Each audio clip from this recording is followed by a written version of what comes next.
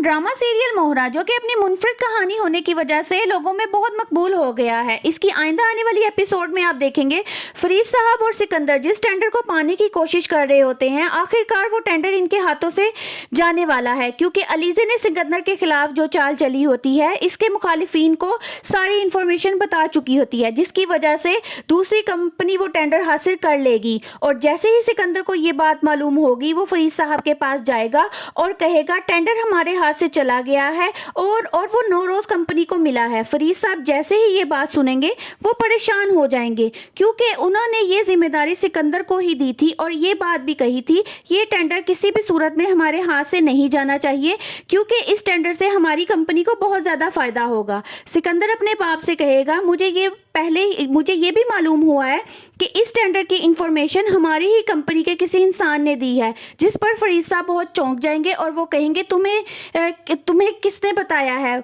और वो सारा इल्ज़ाम अलीज़े पर डाल देता है। अलीज़े के नाम सुनते ही हमजा जो कि वहीं पे मौजूद होता है वो आग बगोला हो जाता है और कहता है ये क्या बकवास है, हर चीज़ का इल्ज़ाम हमारे घर में कुछ हो या कंपनी में कुछ हो वो अलीज़े पे ही आ जाता है। सिकंदर जो नशे की हालत में घर आता है और उसको इस हालत में देखकर उसकी वालदा परेशान हो जाती हैं और वो अरीशा को आवाज़ देती हैं कि इधर आकर अपने शोहर को देखो। नशे की हालत में सिकंदर अपने घर वालों के सामने इस बात का भी एतराफ़ करता है कि एक लड़की अनुषा थी जिसे मैंने अपने मोहब्बत के झूठे जाल में फंसाया, उससे शादी की और उसको अगले दिन ही तलाक दे दी, जिस पर उसके सब घर वाले बहुत हैरान हो जाते हैं। और ये बात अलीज़े भी सुन लेती है कि फाइनली इसने अपने मुंह से अपने जुर्म का एतराफ़ कर लिया है। आगे क्या होगा ये जानने के लिए मेरी वीडियोस को लाइक करें, चैनल को सब्सक्राइब करें और हाँ बेल आइकन के बटन को प्रेस करना ना भूलिएगा।